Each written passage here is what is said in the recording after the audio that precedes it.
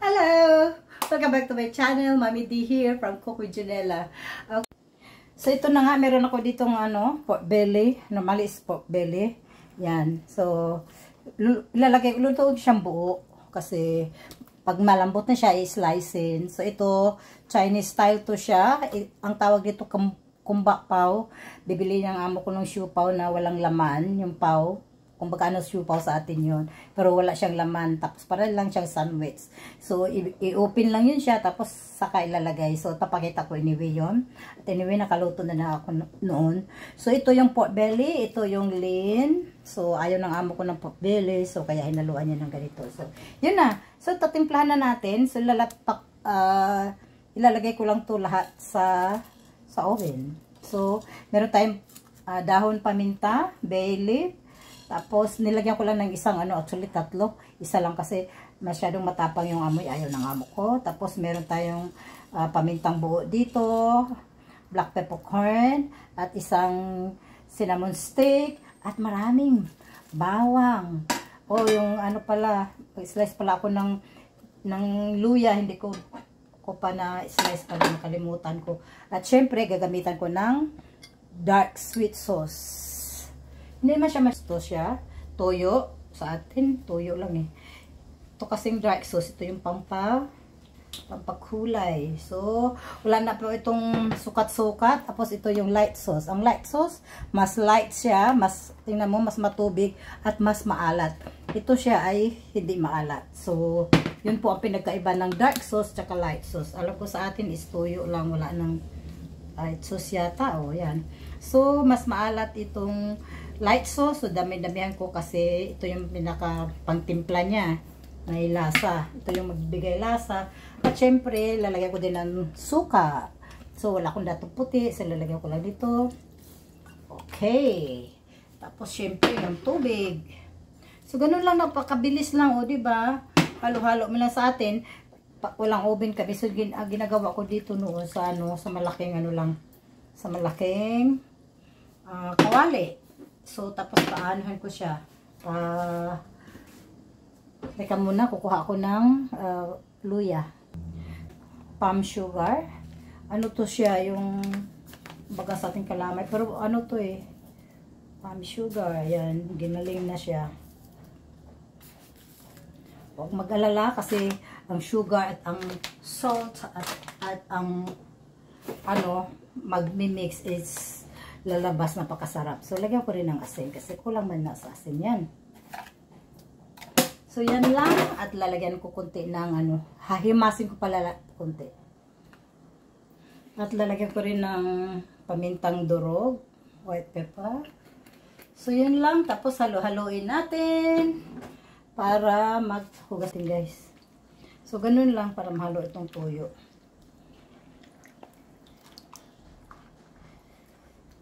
Tapos iluto ko siya sa oven for 2 hours, low cook. Lutuin ko muna ng 30 minutes sa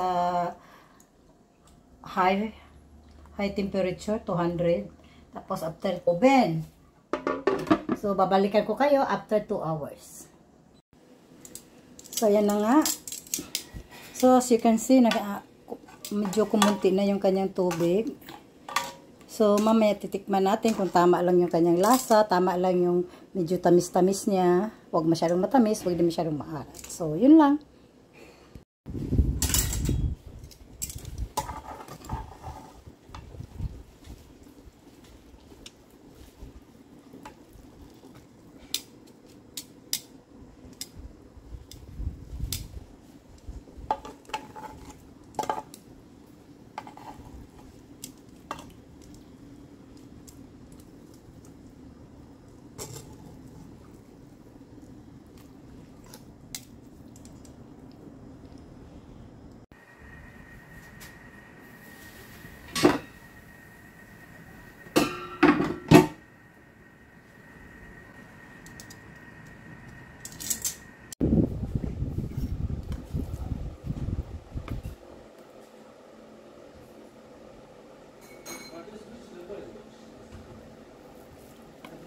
Let's see what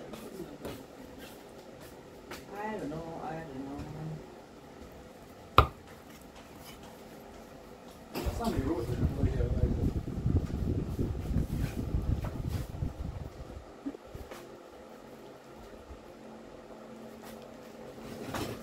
Tingnan na natin ito. Ha? Okay. Do it. I'll do it.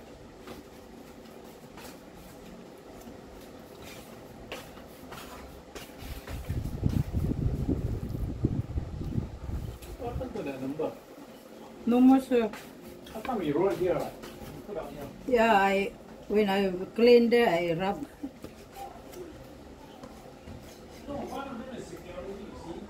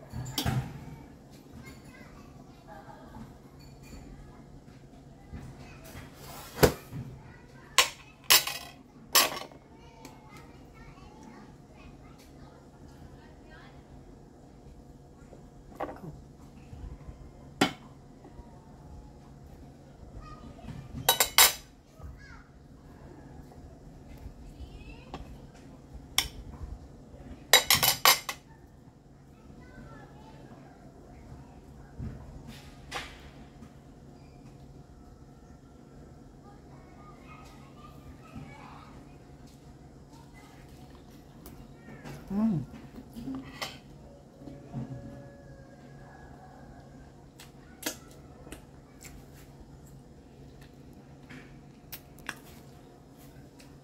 It's good. It's tender, juicy, the meat.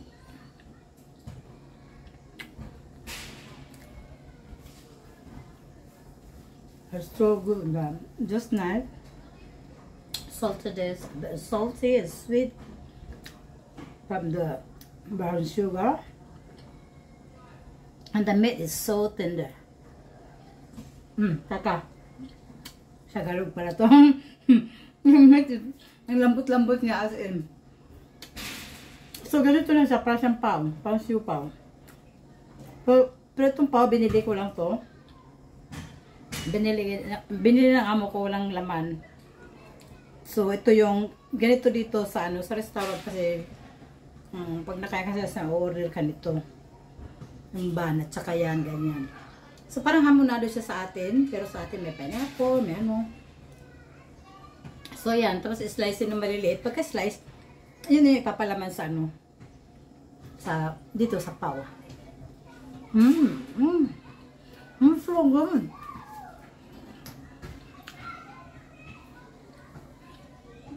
Try nyo din, napasarap. So, I hope you like it. Salamat sa pag-watch. Don't forget to like and subscribe. And share. One nice bite.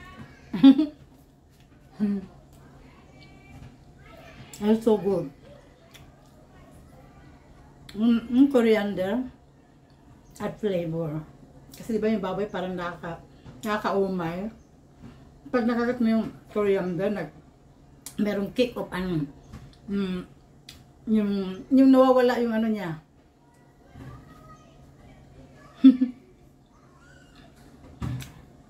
So that's all for today. Thanks for watching and God bless.